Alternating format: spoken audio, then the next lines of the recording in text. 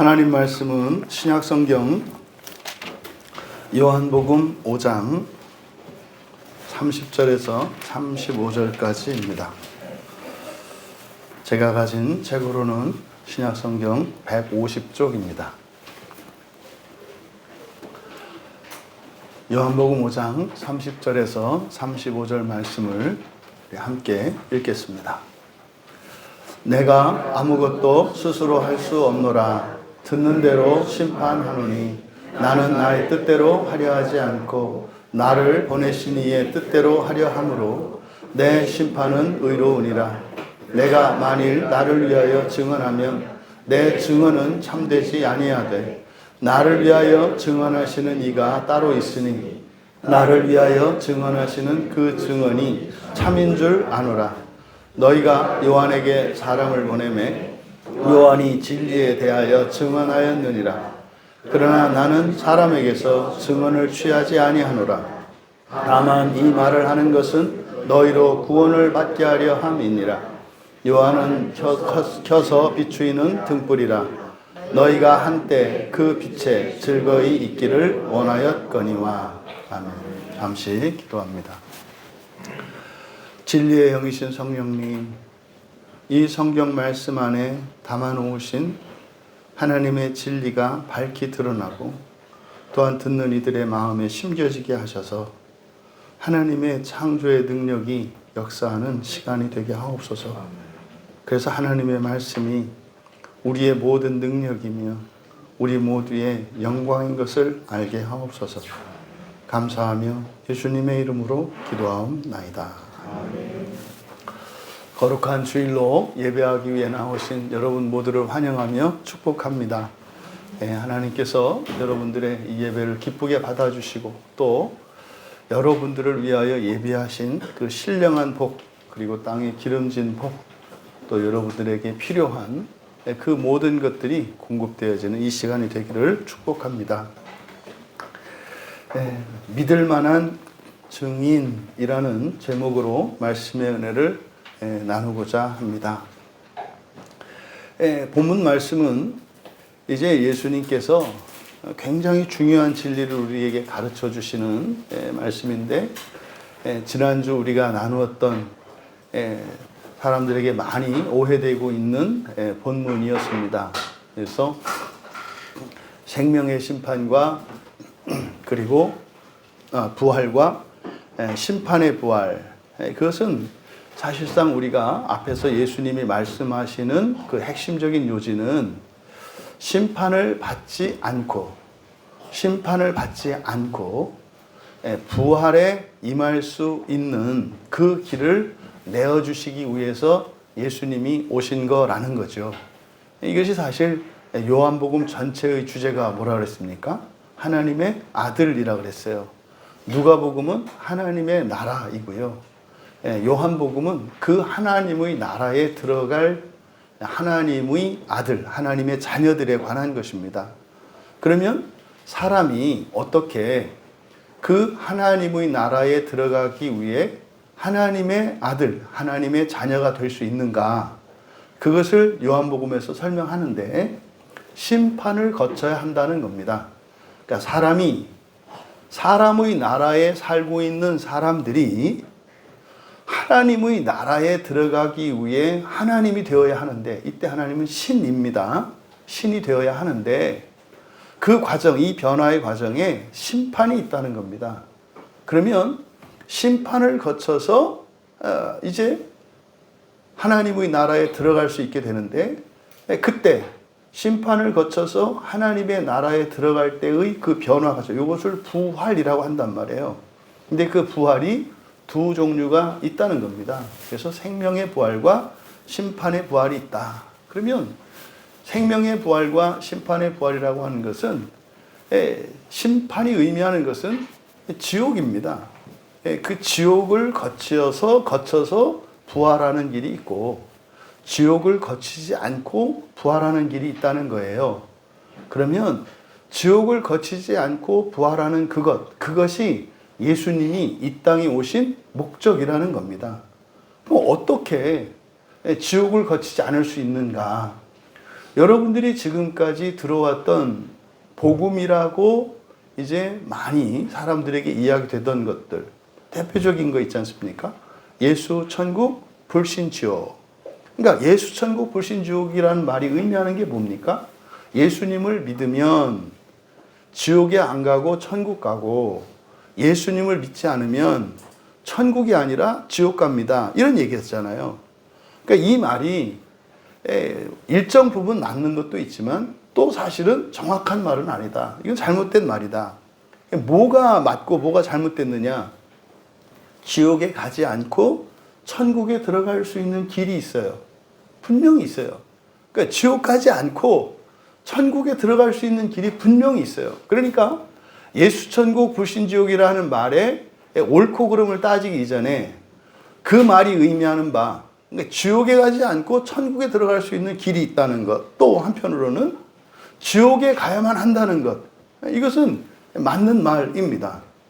그런데 잘못된 것은 무엇이냐면, 예수 천국 불신 지옥에 있을 때 그러면 예수를 믿는 사람들은 천국 가고 예수를 믿지 않는 사람들은 지옥 간다고 할 때, 여러분, 예수님을 믿고 안 믿는 것이 은혜입니까? 그게 조건입니까? 조건이고 자격이잖아요. 예수를 믿으면, 예수를 믿지 않으면 이게 조건이지 않습니까? 조건에 따라서 천국에 갈 수도 있고 지옥에 갈 수도 있다면 그건 은혜가 아니잖아요. 왜냐하면 믿는 나의 의지적 결단과 실천이 있어야 하기 때문에. 그러니까 은혜라는 것은 값없이 거저 베풀어 주시는 선물이란 말이에요. 그러니까 거기에는 나의 어떤 행위나 나의 어떤 기여가 있을 수가 없는 거예요. 은혜에는. 뭐 해서 주는 것은, 그것은 은혜가 아니란 말이에요. 성경에서 말하는 은혜라고 하는 것은 우리가 일체 개입할 수 없는 겁니다. 기여할 수 없는 겁니다. 그런데 뭐뭐 하면이라고 하는 조건이 붙었을 때는 그게 성경에서 말하는 은혜가 아니다 이 말이에요. 근데 여러분, 이제 그것을 사실은 요한복음을 통해서 우리가 정확히 알아갈 수 있는 거예요. 예수님이 앞서서 시험을 받지 않고, 다시 말해서 지옥을 거치지 않고 갈 수 있는 그 길이 있다는 거지 않습니까? 그게 뭐였습니까? 예수님의 말씀을 들으면서, 예수님의 말씀을 들으면서, 그러니까 예수님의 말씀을 들으면서라고 하는 것은, 이것은 계속되는 진행입니다. 그러니까 여러분들이 신앙생활 하면서 여러분 성경을 읽으세요. 매일 읽으세요. 매일 기도하세요. 설교를 들으세요. 왜 교회에서 목사님들이 또 신앙의 선배들이 그 이야기를 계속 한 거예요?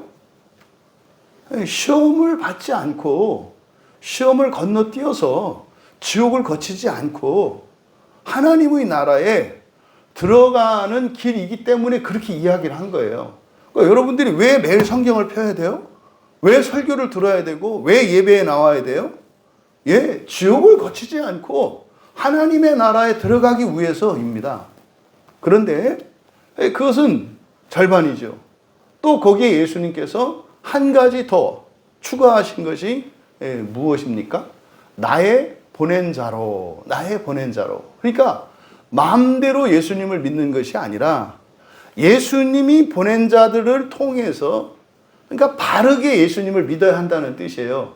그러니까 나의 보낸 자로 나를 믿으면서 이렇게 되는 겁니다. 그러니까 예수님의 말씀을 지속적으로 들으면서, 그리고 예수님이 보낸 자로 예수님을 바르게 믿으면 이 두 가지 조건이 주어져 있어요. 이러면 지옥 가지 않고 부활할 수 있다. 그럼 여러분, 지옥에 가지 않는 것은 전적인 은혜입니까? 거기에는 우리의 선택이 들어갑니까? 선택이 들어가요. 선택이 들어간다고요. 그러니까 이것을 너무 침소봉대해서 이제 알미니안이라고 하는 사람들은 우리의 행위에 의해서 우리가 어떻게 했냐에 따라서 부활을 말하는 게 아니라 구원을 받는다, 못 받는다 이렇게 얘기를 한단 말이에요. 그럼 여러분, 성경에서는 구원에 관한 분명한 지식이 분명한 지식이 나와 있는데 일방적으로 하나님이 주권적으로 주시는 은혜의 구원의 은혜의 측면이 있고 또 한편은 우리가 선택해야 되는 측면이 있어요. 그래서 부활은 우리와 우리의 공로, 노력, 수고 이건 상관이 없습니다. 그리고 우리가 그것은 얻을 수가 없습니다. 부활은 절대적인 하나님의 은혜예요. 부활은 절대적인 하나님의 은혜예요. 부활은 하나님이 사람을 지으실 때 하나님의 형상대로 지으셨기 때문에 그래서 하나님의 자녀 삼기로 작정하셨기 때문에 하나님이 원인이 되어서 성취되어지는 것 뿐이에요.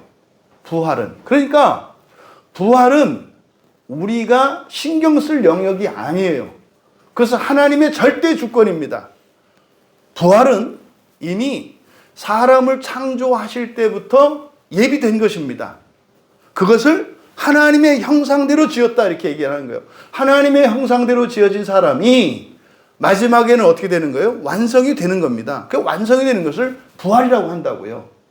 그런데 타락 사건이 일어나요. 타락이라는 게 다른 게 아니라 뭡니까?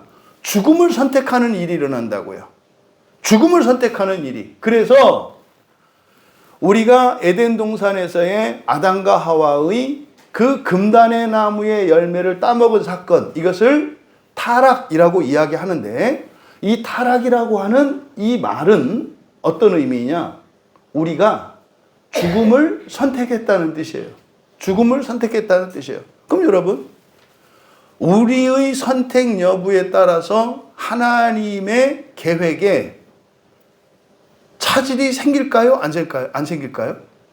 절대로 생길 수가 없어요. 그러니까 하나님이 맨 처음에 사람에 대해서 세워놓으셨던 그 계획이 바로 부활이거든요. 이 부활은 타락하기 이전, 하나님이 사람을 창조하기 이전에 사람 창조 계획과 함께 세워진 예비된 것이 부활이에요. 그러니까 이거는 변함이 없어요. 부활은 어느 누구도 부활하지 않거나 부활하지 못하게 할 수 있는 세력이나 뭐는 없어요. 이거는 결정되어 있는 겁니다. 이거를 하나님의 작정이라고 한다고요. 이 작정은 변하지 않아요. 여러분들에게 작정과 같은 게 뭐냐면 우리들이 이 세상을 살아가면서 죽지 않는 사람 없죠. 죽지 않는 사람 없잖아요.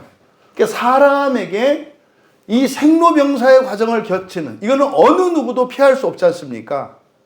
이런 것을 작정이라고 해요. 작정. 그러면 하나님의 작정 속에는 사람이라고 하는 존재는 완전한 하나님의 자녀로 변화되어지는 이거를 새로운 피조물이라고 해요. 이거를 새 창조라고 해요. 이거는 결정되어 있는 겁니다. 그런데 하나님이 결정해 놓은 부활 사건 이전에 그 중간에는 우리의 선택이 있어요.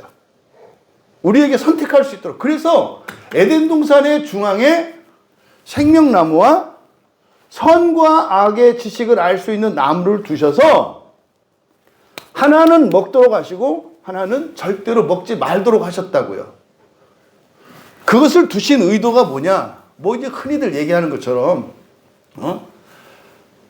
하나님이 창조주인 것을 기억하게 하기 위해서 너만 있는 게 아니에요.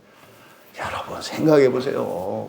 뭐 하나님이 할 거 없어서 사람한테 꼭 나를 기억하라고 내가 너의 창조주인 것을 이렇게 물론 성경에서 타락한 이후에 우리에게 그런 말씀이 주어지지요. 아니 여러분 가정생활에서도 부모가 자식들한테 공치사를 합니까? 뭐 있기도 하더라고요. 근데 하나님은 그러지 않아요. 하나님은 그러니까 오히려 그저 내가 수고하고 힘들더라도 그저 자식 잘 되기만을 바라고 원하는 게 부모의 마음 아닙니까? 그런데 뭐 집에다가 내 사진 하나 아버지 사진 딱 걸어놓고 네가 누구의 자식인가 잊지 말고 오늘의 네가 있기까지 누가 이렇게 힘썼는지 알라고 그 사진을 걸어놓는 거예요. 아 그거는 저 북한 김일성이나 하는 거지. 무슨 하나님이 치사하게 에덴 동산 중앙에다가 어떤 나무 딱 놓고 너한테 창조주가 있다는 거 잊지 마. 너를 여러분은 뭐 그렇게 믿으시거나 그렇게 느껴지면 그 자유입니다. 뭐 그걸 정확하게 성경에 써 있지 않으니까. 여러분들이 알고 있는 하나님에 대한 그 관념, 그거에 따라서 해석할 뿐이에요. 근데 저의 생각으로는 그런 게 참 옹졸하고 치사해요. 근데 제가 아는 하나님은 안 그러실 것 같아요. 그럼 왜 에덴 동산에 그 생명나무와 흔히 말하는 선악과 나무라고 하는 그거를 왜 두셨는가? 말씀드렸죠? 깜짝 놀랐던 게 95% 이상이 이거에 대해서 앙심을 품고 있더라. 제가 부목사 할 때 새가족 교육을 담당했었는데 깜짝 놀란 거예요. 에덴 동산에 선악과 나무, 그 금단의 나무가 있는 거에 대해서 전부 다 불만을 갖고 있더라고요. 근데요, 다 봐주더라고, 하나님을. 뭐 오죽했으면 그랬어요. 이래가지고 제가 새가족 교육 하다가 우연히 한 분에게 질문을 했는데 그분이 그렇게 대답을 해서 이걸 이렇게 질문할 수도 있나? 그래서 다른 분들한테 물어봤더니 사실은 다 그렇게 생각했더라고요. 그 다음부터는 제가 그때 기수부터 그 이후의 기수들은 제가 오면 꼭 그 문제를 물어봤어요. 제가 답을 얻었어요.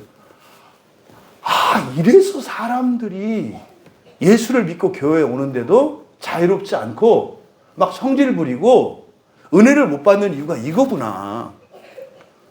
처음부터 교회에 와서 예수를 믿는데 이 사람들이 어떻게 해요? 일단 하나님을 이해하고 시작을 해. 하나님을 이해해주고 시작한다고.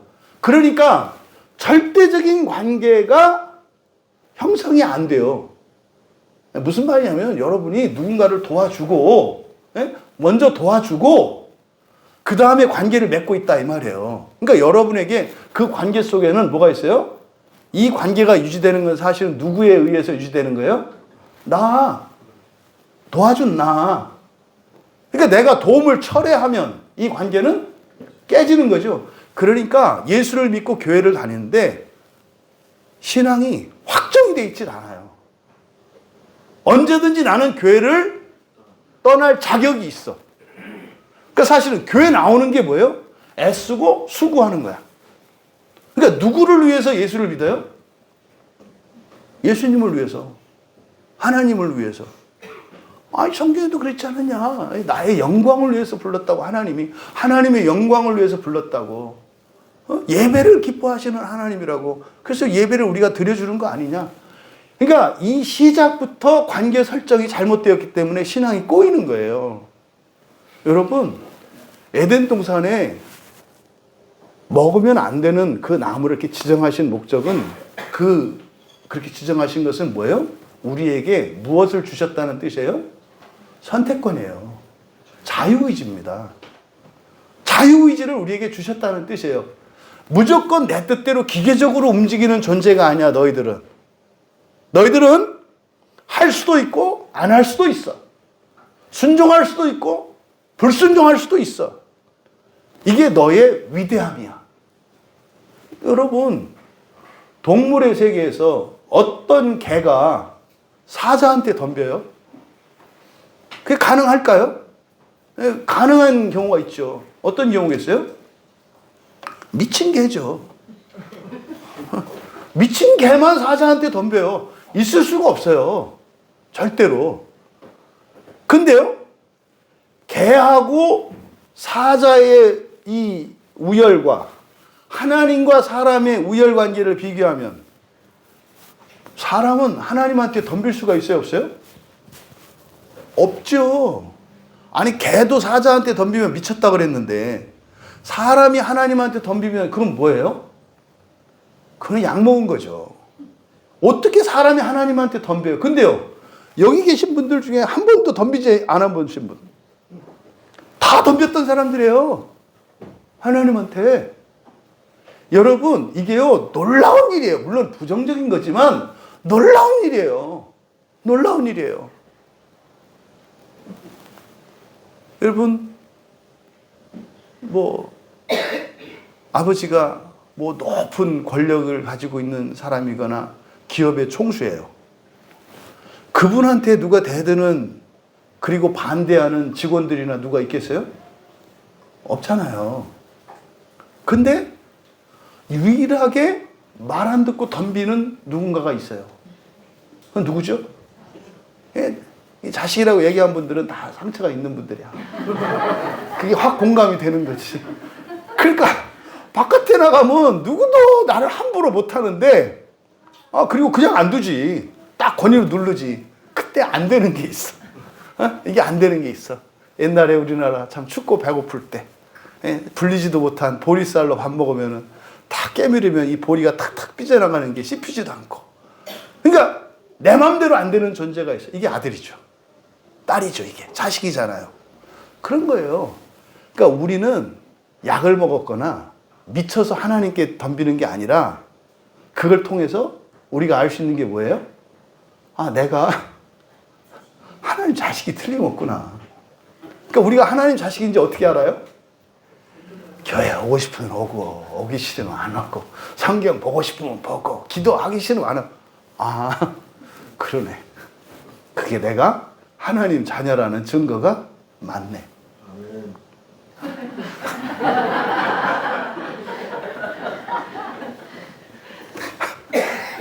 저도 마음속 깊이 공감이 됩니다.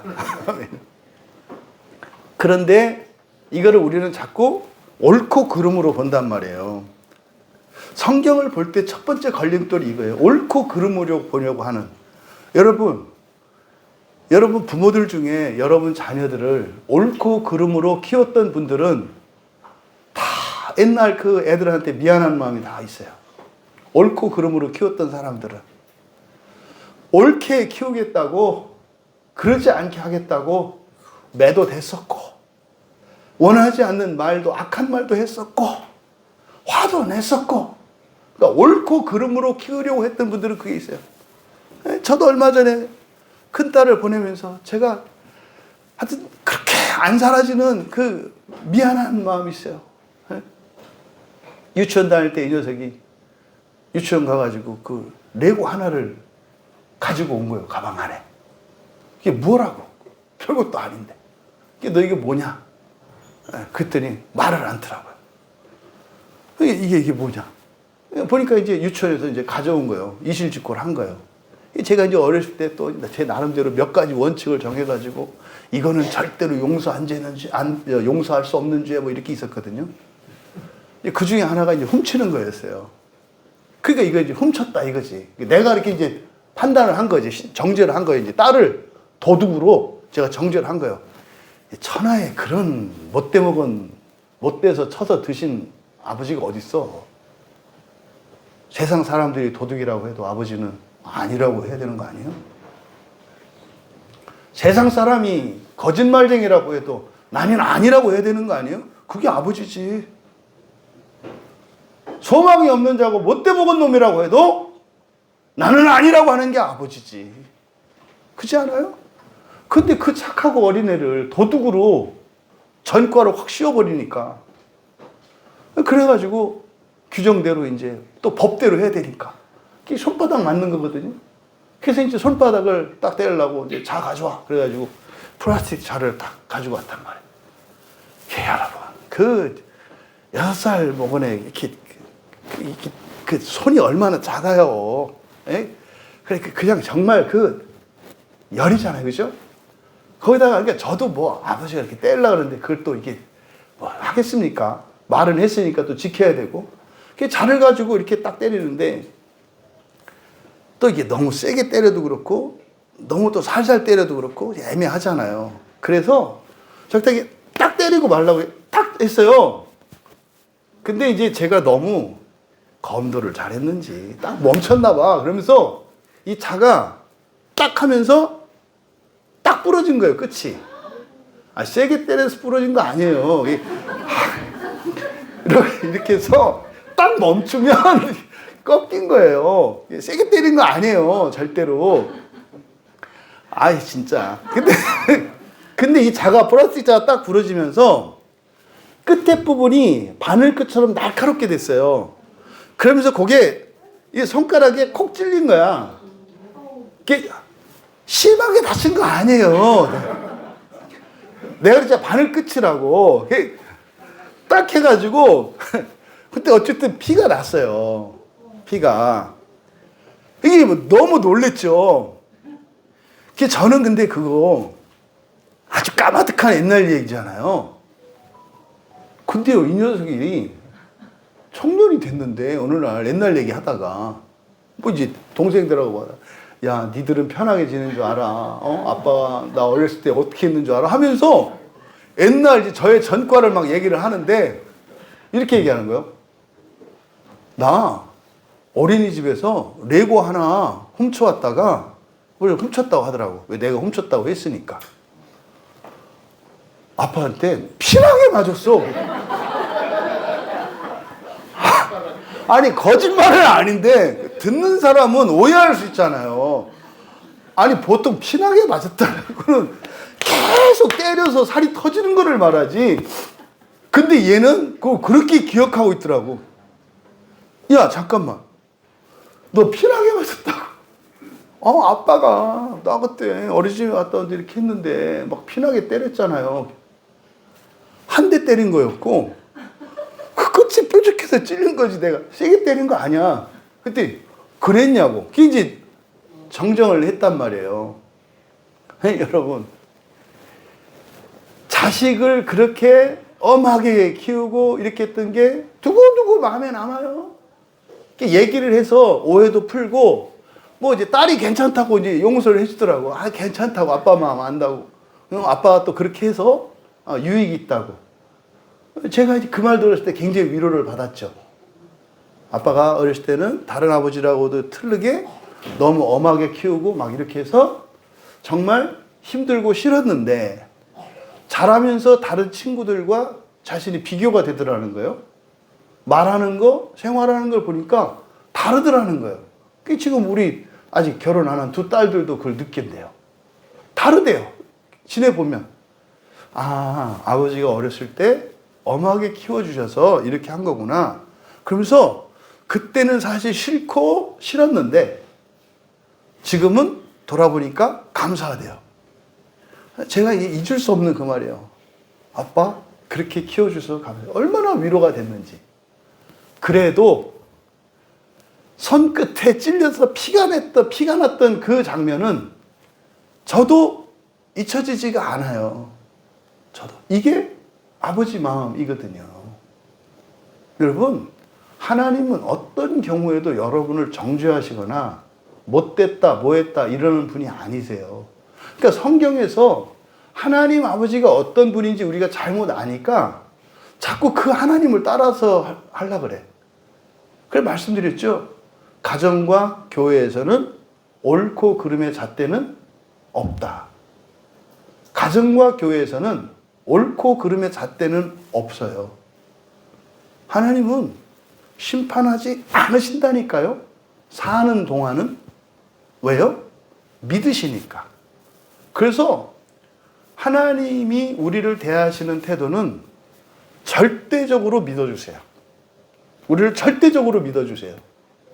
그리고 지금 나의 초라하고 문제가 있는 이 모습이 아니라 이 모든 것을 극복했을 때 그때의 영광의 모습으로 우리를 바라봐 주세요.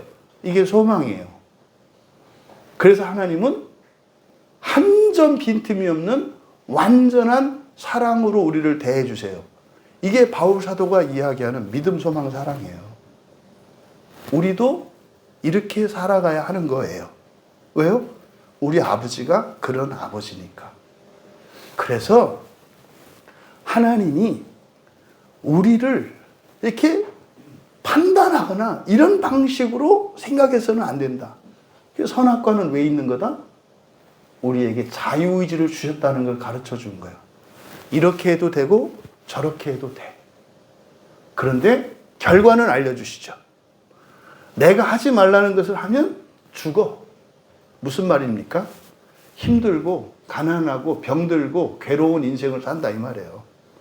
이게 종말론적으로는 지옥을 거쳐야 한다는 말이에요. 내가 원한다면 가도 좋아. 그래도 내가 너를 부활시킬 거야. 이건 결정되어 있는 거라고 그랬죠? 부활시킬 거야. 하지만 그 길은 사망이야. 사망이라는 것은 이 세상을 살면서 사람들이 겪는 싫어하는 모든 것, 그리고 부정적이고 고통스럽고 슬프고 이 모든 것들이 사망의 파편들입니다. 그래서 그 길로 가면 사망이야. 하지만 그 길로 가도 내가 너를 구원할 수는 있어. 그건 부활이죠. 부활시킬 수는 있어. 근데 가지 마. 가지 마. 그런데 선택을 했잖아요. 죽음의 길을. 근데 그것은 어떤 의미예요?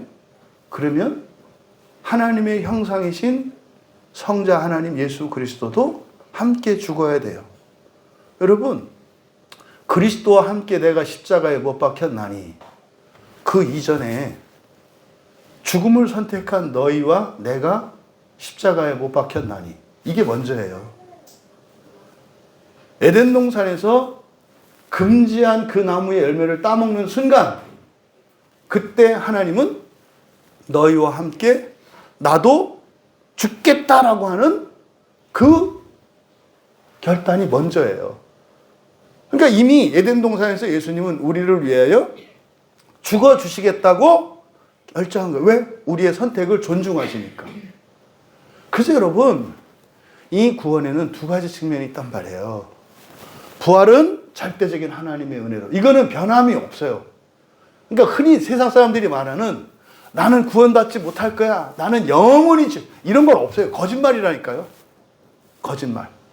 근데 중요한 것은 뭐다? 생명의 부활과 심판의 부활이 있다는 거예요. 죽음을 경험하고 부활하는 게 있고 죽음을 경험하지 않고 부활하는 게 있다 이 말이에요. 이때 죽음은 둘째 사망을 말해요. 첫째 사망은 이미 아담이 결정해서 생로병사에서 자유로울 자가 없어요. 그런데 둘째 사망은 여러분이 선택할 수 있어요. 첫째 사망은 우리의 조상인 아담이 선택을 했어. 그러니까 거기서는 어쩔 수 없어. 하지만 둘째 사망에서는 둘째 사망에 대한 선택권은 여러분에게 있어요. 그러니까 아담의 죄로 인해서 원죄가 우리에게 왔다 그러는데 그 부분은 예수 그리스도께서 해결해 주셨어요. 그럼 다시 여러분들은 에덴 동산의 금단의 나무 앞에 서 있는 둘째 아담과 같은 거예요. 여러분도 마찬가지로 죽음의 길을 택할 것이냐 생명의 길을 택할 것이냐 선택은 여러분 각자가 선택하시는 거예요. 아담의 선택이 잘못됐고 어리석었다는 거 아시죠? 근데 우리가 그 선택을 하면서 살아가요. 이상하잖아요. 아담과 하와가 왜 그랬어요? 속았기 때문이거든요. 오늘날도 마찬가지입니다. 뭐 또 교회 꼭 가야 되나? 뭐 성경을 꼭 봐야 되나? 설교를 또 들어야 되나? 여러분, 교회 안 다니고 설교 안 들으시고 성경 안 보셔도 부활은 대답을 하세요. 부활은 한다. 이거를 보편구원론이라고 그래요. 만인구원론. 이걸 이제 우리 개혁주의에서는 이단시하죠. 근데요, 성경이 그렇게 말씀해요. 성경에 보면 무조건적으로 하는 하나님의 구원이 있거든요.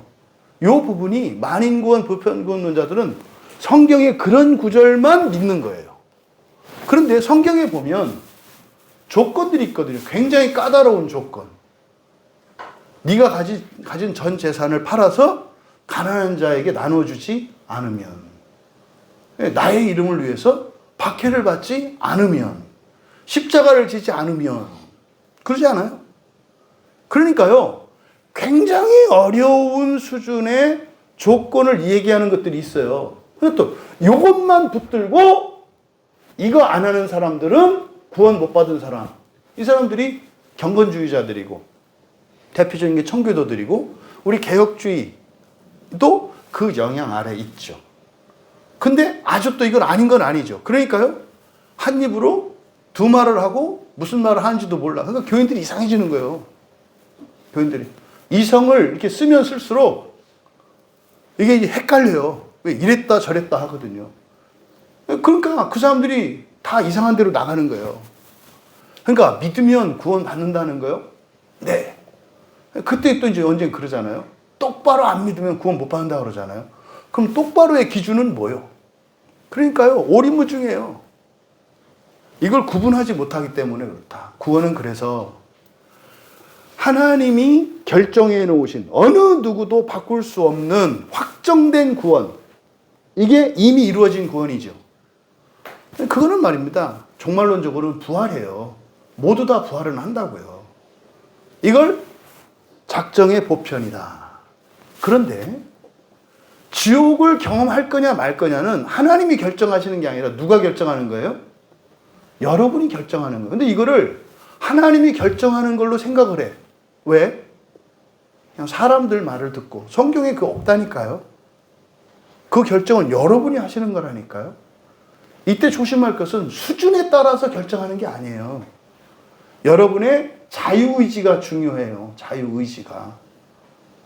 그게 예수님이 앞에서 말씀하신 거라고요. 그래서 들으면서 바로 믿으면. 그러니까 이건 뭡니까? 지옥에 대한 얘기죠. 심판을 받지 않는 것에 대한 얘기예요. 그래서 여러분들이 지옥 가는 것은 걱정하는 게 아니라 뭐 하는 거다? 선택하는 거다. 너무나 많은 사람들이 지옥 가기 싫다고 말을 하는데 지옥 가는 선택을 해요. 지옥 가는 걸 두려워하는데 지옥 가는 선택을, 이게 실상이에요. 지옥 가는 걸 싫어하는데 지옥 가는 걸 선택해요. 무슨 말이냐면 변하지 않으려고 해요. 변하지 않으려고 해요.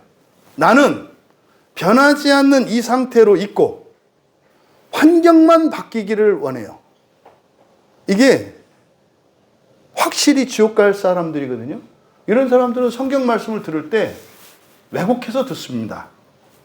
왜 자꾸 이렇게 하라고 그러지? 왜 자꾸 내 마음대로 못하게 하지? 왜 이렇게 하지? 여러분, 그거는 판단할 내용이 아니라, 옳고 그름을 따질 게 아니라 뭐 해야 되는 거라고요? 선택해야 되는 거라고요. 선택이. 왜 여러분들이 예수를 제대로 믿으면 사람들하고 말도 섞지 않고 그저 나 혼자만 살았던 사람이 이렇게 굉장히 활달하고 사교적인 사람으로 될까요? 그건 선택이에요. 나로 살겠다. 내 가치관을 갖고 살겠다. 이게 뭡니까? 이게 지옥 가는 걸 선택하는 거예요. 지옥 가기 싫으면 그렇게 살지 말라니까요. 제가 이렇게 했을 때 두 가지 반응이 들어요.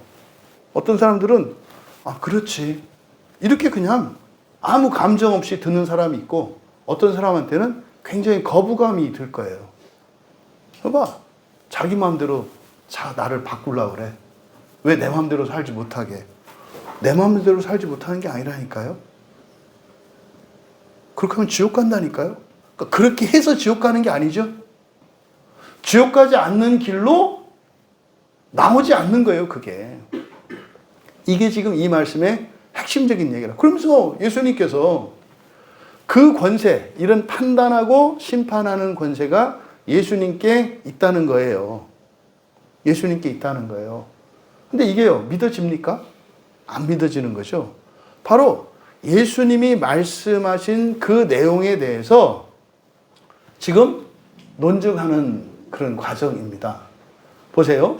30절에 내가 아무것도 스스로 할 수 없노라. 듣는 대로 심판하노니 나는 나의 뜻대로 하려 하지 않고 나를 보내신 이의 뜻대로 하려 함으로 내 심판은 의로우니라. 여기서 이제 심판이라고 번역된 게 이제 크리노인데, 심판이라기보다는 주로 성경에 판단이라고 번역되어 있어요. 판단하다, 판단하다. 근데 이제 크리노가 뭐 판단하다, 심판하다라는 뜻이니까. 근데 법정적으로 이렇게 판단할 때는 카타라는 말을 붙인다고요. 재판에서 판결을 내릴 때. 근데 어쨌든 그냥 우리말 성경 번역을 따라서 이제 심판에 대한 얘기인데, 이 심판은 뭡니까? 위에서 이야기했던 그 생명의 부활과 심판의 부활이라고 하는 이 판단이잖아요. 이게 옳다는 거예요. 옳다는 거예요. 하나도 틀리지 않다는 거예요. 근데 이 말씀을 하는데 30절이 이게 오역이 되어 있습니다. 30절이 오역이 되어 있는데 뭐가 오역이 되어 있냐면, 밑줄을 치세요. 아무것도 할 수 없다. 아무것도 할 수 없다. 이제 여기다 밑줄을 치시고, 여러분들이 보기에는 이 내용이 뭐 문제가 있을 것 같으세요? 없을 것 같으세요? 한번 읽어보세요. 다 같이 시작. 천천히 뜻을 생각하면서 시작. 내가 아무것도 스스로 할 수 없노라. 듣는 대로 심판하노니 나는 나의 뜻대로 하려 하지 않고 나를 보내신 이의 뜻대로 하려 함으로 내 심판은 의로우니라. 만약에 예수님을 믿지 않는 사람들, 또 예수님을 알지 못하는 사람들이 이 문장을 읽었을 때는 아무 문제가 없어요. 근데 여러분 예수 믿는 분들이죠. 예수님이 누구세요? 예, 참 하나님이시며 참 사람이시죠. 그러면 우리가 하나님을 이야기할 때 성부 하나님, 성자 하나님, 성령 하나님 이렇게 얘기를 하는데 예수님은 성자 하나님이시죠. 근데 하나님이시죠. 그렇죠? 완전한 분이시죠. 성부와 성자와 성령 사이에 의견 충돌이 있을까요? 없을까요? 없어요. 성부와 성자와 성령에 다른 감정이 있을까요? 없을까요? 없어요. 없어요. 그러면 예수님이 하나님이신 걸 여러분 다 알고 믿으시잖아요. 그죠? 그러면 여러분이 알고 있는 신지식, 예수 그리스도에 관한 지식을 가지고 이 본문을 봐보세요. 내가 아무것도 스스로 할 수 없노라? 말이 돼요? 예수님이 아무것도 스스로 할 수 없어요? 반대 아닌가요? 반대잖아요. 모든 것을 스스로 할 수 있는 분 아니세요? 왜? 하나님이시니까. 근데요, 인간적으로 이게 딱 보면 이 성경 본문을 성부 하나님은 더 높고 더 위대해. 성자 하나님은 성부 하나님보다 조금 못해. 이런 관점을 갖고 보면 맞죠. 그러니까 성자 하나님이 뭐 한다는 의미예요? 성부 하나님께 순종한다는 거죠. 그러니까 사실은 안 할 수도 있다는 거죠. 성부 하나님보다 조금 못할 수도 있다는 거죠. 다를 수도 있다는 거죠. 그런데 나는 어떻게 한다는 거예요? 않는다. 여러분, 이게 여러분 눈에 띄셔야 돼요. 이게 지금 성경 원문에서는요, 헬라어 원문에서는 이중부정으로 되어 있어요. 이중부정으로.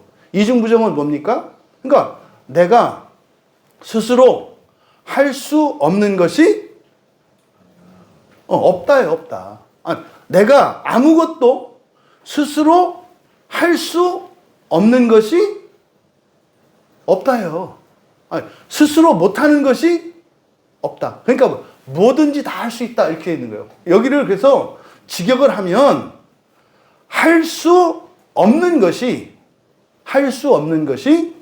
아무것도 없다.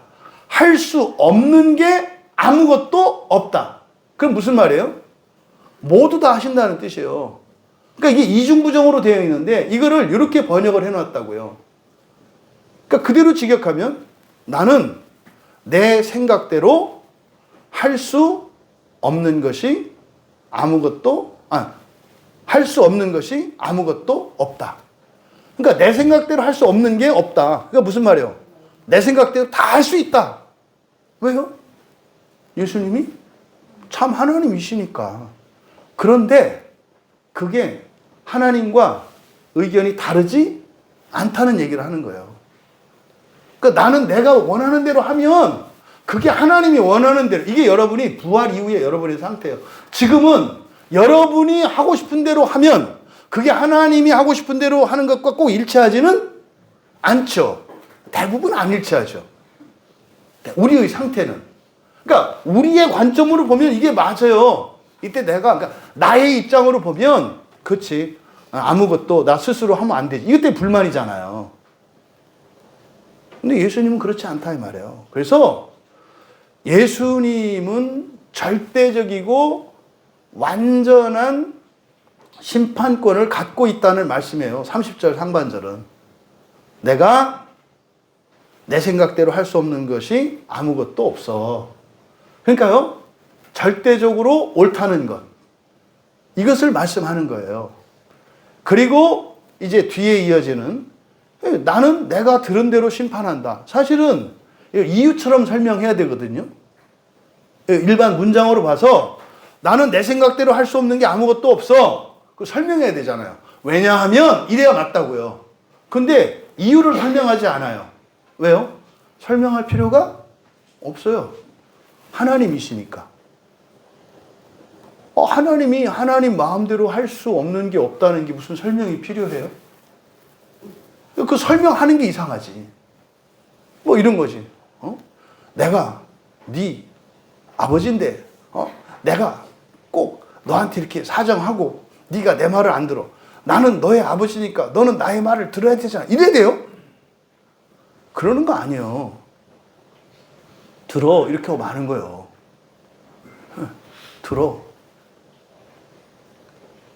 제발 좀 들어줘. 이렇게 하는 거 아니다 이 말이에요. 들어 하고 내비둬요. 된통 깨지고 나면 와서 해요. 아버지 말 들을 걸 그랬어요. 그때까지 그냥 둬야 돼요.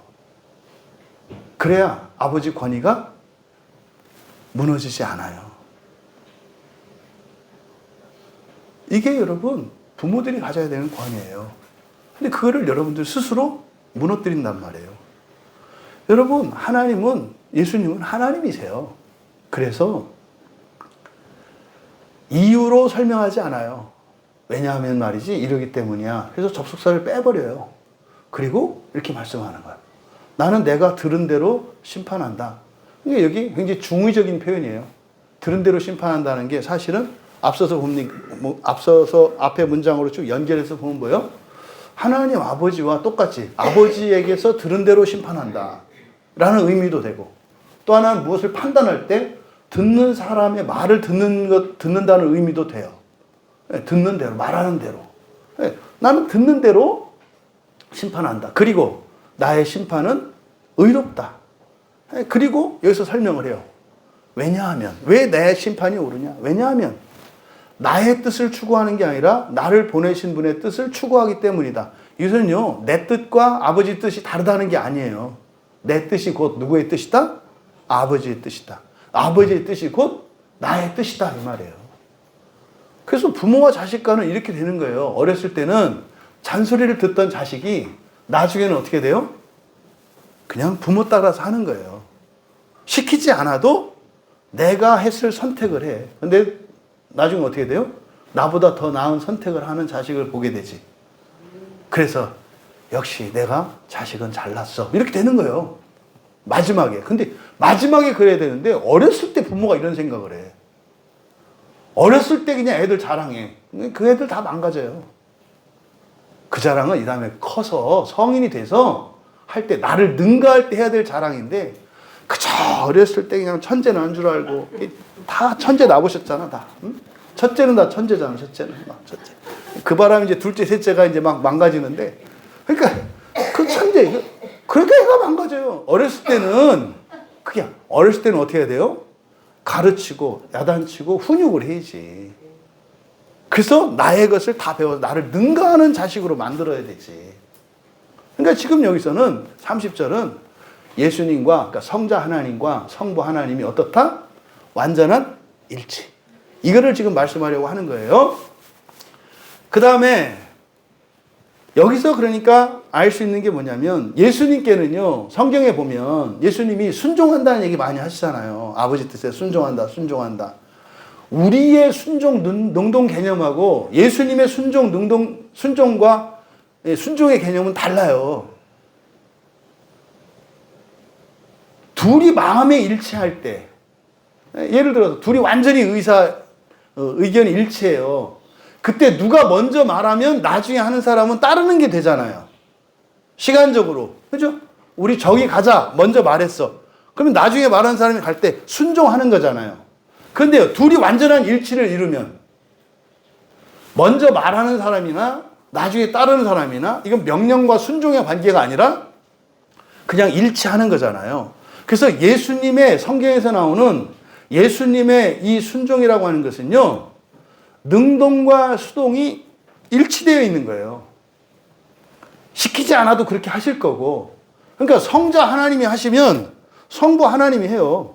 성령 하나님이 하시면 성부 하나님도 하고 성령 하나님도 해요. 그냥 일치를 보는 거예요. 일치. 그래서 성경에서 순종에 대해서 이야기할 때 우리에게 순종하라고 말씀하는 이유는 뭡니까? 우리는 언젠가 무하게 될 거다. 완전한 일치를 이룰 것이다. 우리는 일치해야 돼. 연합해야 돼. 우리의 지성과 감성과 의지가 완전히 일치해야 돼. 그게 부활하면 돼요. 근데 아직은 아니거든요. 그래서 의지적으로 내 뜻과 다른 하나님의 뜻에 순종해야 될 필요가 있어요. 현재적으로는. 예수님께는 하기 싫은데 하는 게 있을까요? 없을까요? 없어요. 예수님의 능동이나 수동은 다 같다 이 말이에요. 그래서 성부와 성자의 일치를 말하는 게 30절이다. 그 다음에 못 알아들어요. 예수님의 이 말씀을. 앞에서 뭐라 그랬어요? 예수님을 지금 신성모독으로 보고 있죠. 하나님의 아들이라 그래서. 근데 예수님이 하나님이거든요. 근데 그걸 못 알아듣는다고. 그러니까 이 말도 못 알아들어요. 이게 이제 뒤에 가서 요한복음 12장과 18장에서 이 주제가 계속, 이 증언과 관련된 주제가 계속 나와요.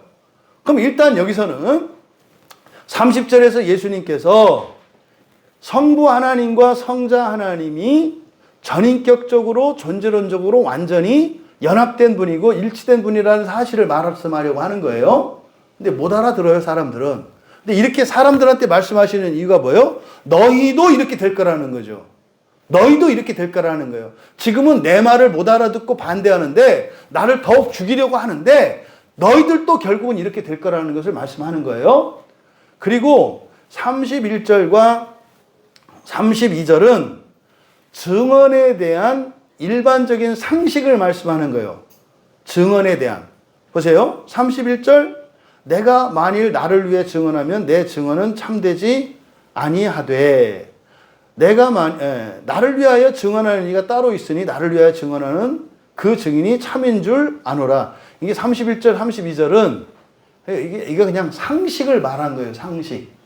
그러니까 31절과 2절은 이제 뒤에 성령에 대한 내용이 나오니까 이걸 갖다 이제 성령으로 연결지어서 이렇게 번역을 해놓은 건데 31절과 32절은 증언에 대한 일반 상식이에요. 여러분, 증언은 누가 해야 증언이 돼요? 내가 나를 증언할 수 있나요? 그건 증언이라고 하지 않아요. 증언은 뭡니까? 제3자가 나에 대해서 말해줄 때 그게 증언이 되는 거지. 나는 죄 없어. 이건 증언이 아니지. 이거는 나의 진술이지. 증언이라는 것은 제3자가 나에게 대해서 말할 때 그 증언이 되는 거다 이 말이에요. 그게 31절과 32절이에요. 그러니까 31절은 뭐예요?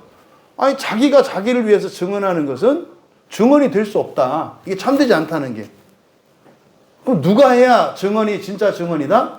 제3자가. 이게 31절과 32절에 대한 내용이에요.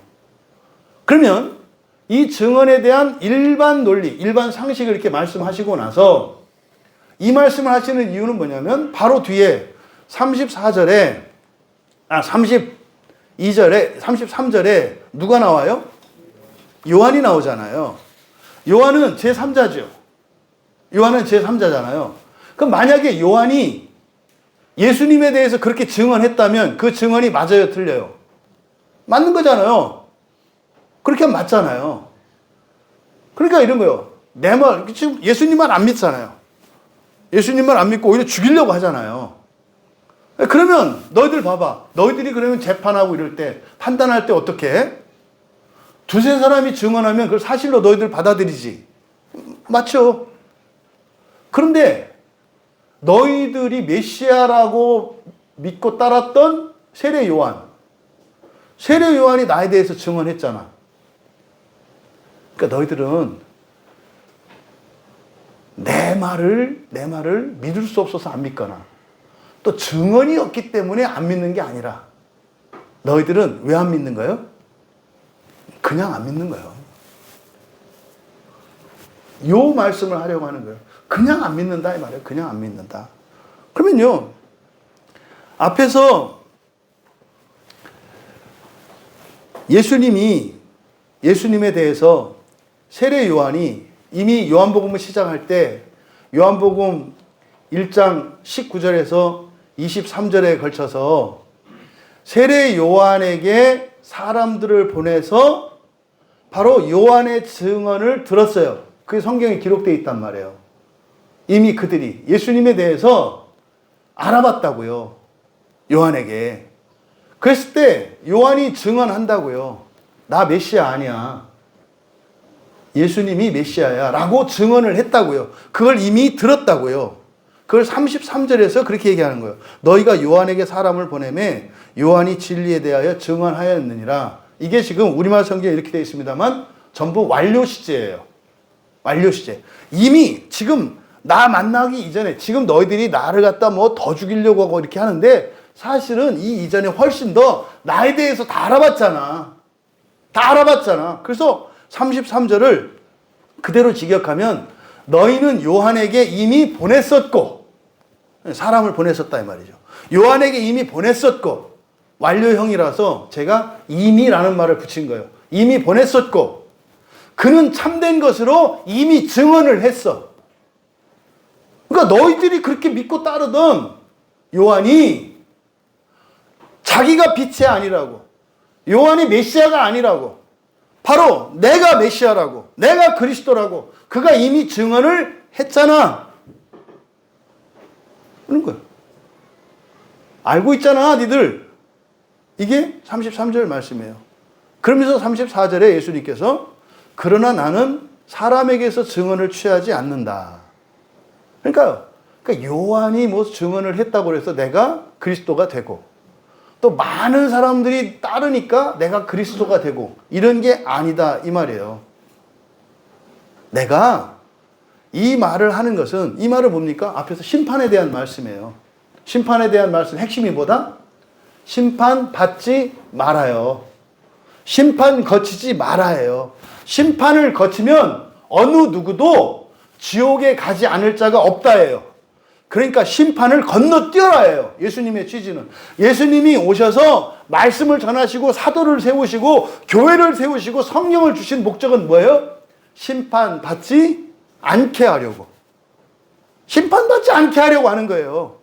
심판받으면 어느 누구도 심판에서 죄 없다 할 자가 없어. 무슨 말입니까? 지옥에 들어갔다 나오지 않아도 되는 사람은 아무도 없어. 그러니까 너희들은 무엇을 위해서 살아라? 심판받지 않기 위해서 살아라.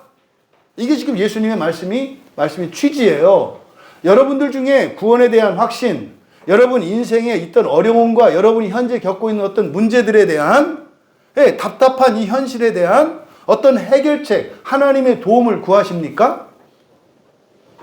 대부분의 사람들이 심판의 방식으로 구원을 받으려고 해요.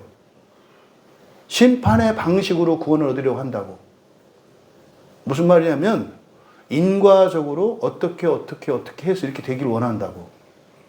예수님이 심판받지 말라는 건 뭐예요? 초능력적인 하나님의 은혜로 그렇게 되라는 거예요. 이게 일상에서 일어나는 기적과 이적들이에요. 왜 기적이 일어날까요? 심판을 받지 않고 심판의 방식이 아니라 부활에 이를 수 있는 길이 있다는 것을 가르쳐 주시기 위해서 이런 이적들이 있는 거예요. 목사로서 저에게는 그런 바람이 있단 말이에요. 우리 교인들 중에 몸이 아픈 분들, 가정적으로 이런저런 어려움이 있는 분들, 경제적으로 어려움을 겪고 있는 분들, 가족의 구원을 위해서 정말 애끓이고 있는 이런 분들, 정말 그 다음날 아침에 눈 뜨니 온 가족들이 할렐루야 찬양하고, 여러분, 우리 가족 여러분, 오늘 다 함께 우리 찬양으로 오늘 하루 시작합시다. 뭐 이렇게 되기를 바래요. 저녁 마치고 들어가면 여러분 다 모여 우리 하나님께 감사하며 가정 예배 드릴 수 있어요. 이렇게 되기를 바래요. 그리고 떴더니 마음이 없어졌어요. 이렇게 되기를 바래요. 그때 막 원수 같은 남편이 아내가 막 천사처럼 보이고, 어찌 이런 당신을 내가 몰라. 하루아침에 이렇게 되길 바래요. 이게 심판을 거치지 않는 부활, 이게 이런 표적과 이적들이 일어나는 거예요. 이게 있다고. 근데 여러분들은 그거 원하지 않아요. 그거 믿지 않아요. 어떻게 돼요? 저 인간이 뭘 하던 걸 그만둬야 되고, 뭘 바꿔야 되고. 이런 때 추임새가 나오면 의미심장하단 말이야.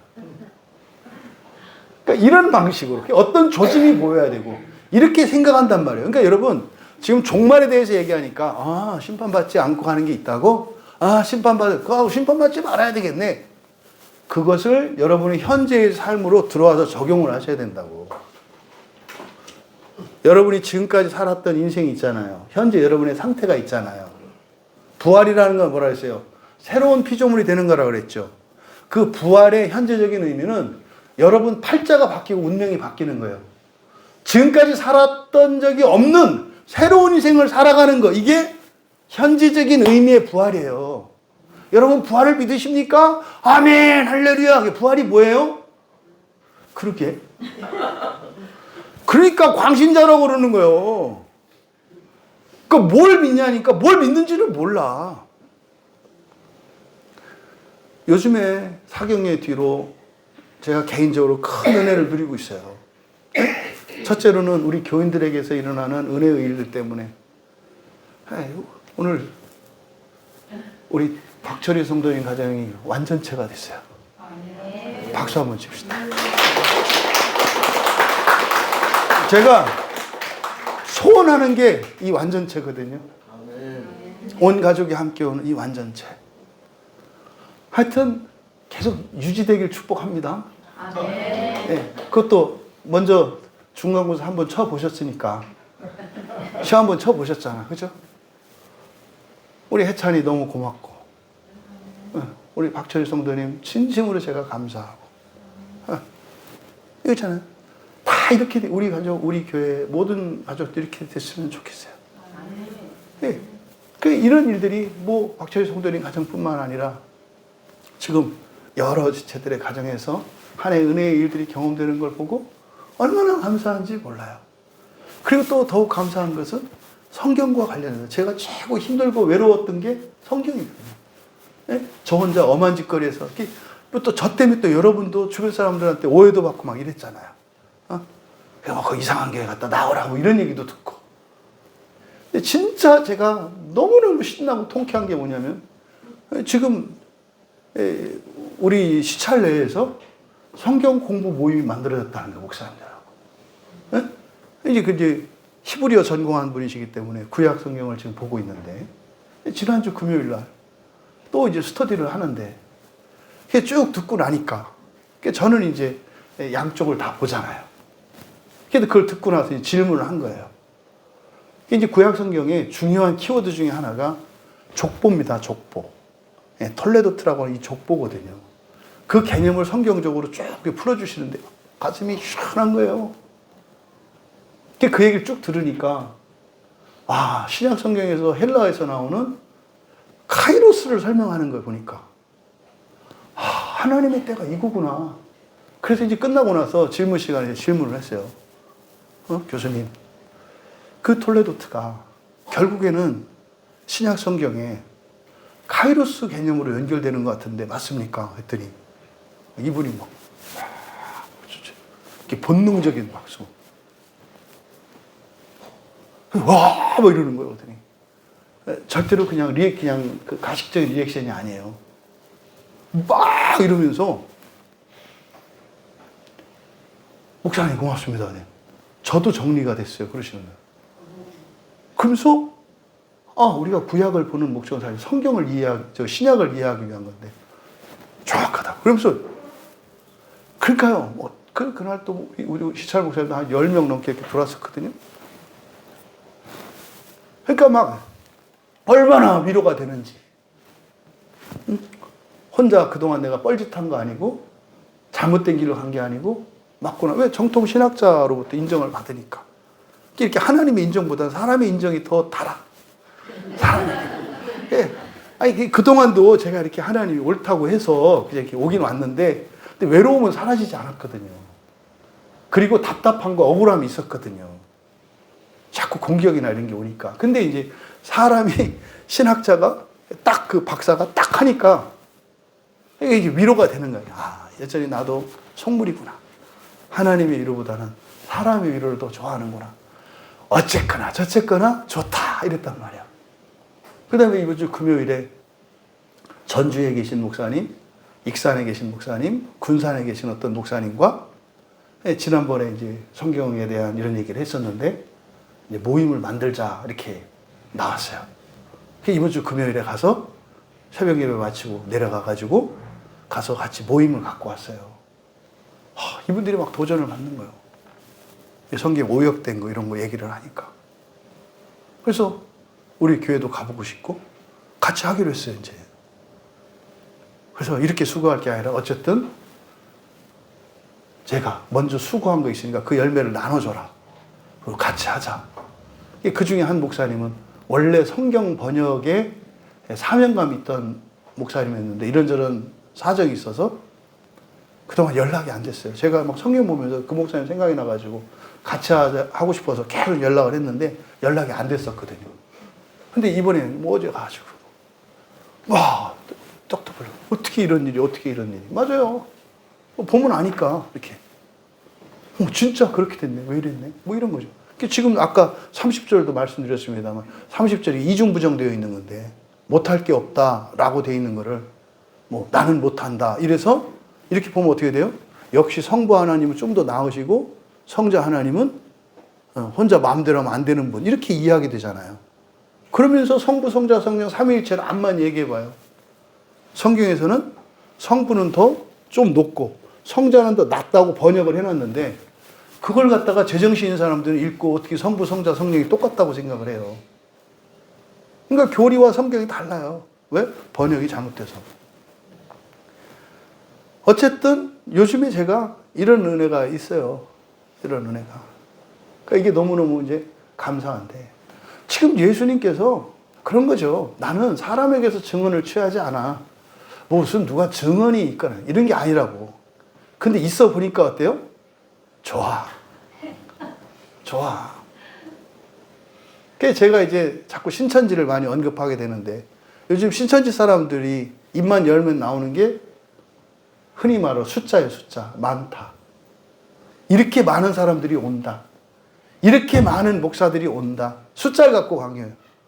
아니, 그 숫자 좋아해가지고 교회가 타락하고 그 망하는 건데 꼭 그게 바보 같은 말이라는 걸 몰라. 숫자가 많으니까 진짜다 이 얘기를 하는 거예요. 그러니까 그동안 내 또 뭐 개척을 해본 입장에서 충분히 이해가 돼. 숫자가 적은 교회라는 것 때문에 권위를 인정받지 못하고 숫자가 적은 교회이기 때문에 큰 교회 목사님 말을 들어야 한다고 했던 그런 이제 괄시나 박대를 받아본 사람이기 때문에 그 사람들의 마음이 일정 부분 공감은 돼. 근데 그거 다 허방이거든요. 허방이거든요. 우리가 지금 선교하는 스리랑카는요, 한때 75%가 기독교였어요. 한때 스리랑카에 종교 조사하면은 75%가 기독교라고 했던 때가 있어요, 스리랑카가. 왜요? 500년 동안 기독교 국가가 그 나라를 정복했었거든요. 그러니까 기독교인이 돼야 공무원도 하고 기독교인이 돼야 뭣도 있으니까 또 교회 가서 로비도 하니까 그래서 75%까지 기독교였던 나라예요, 스리랑카가.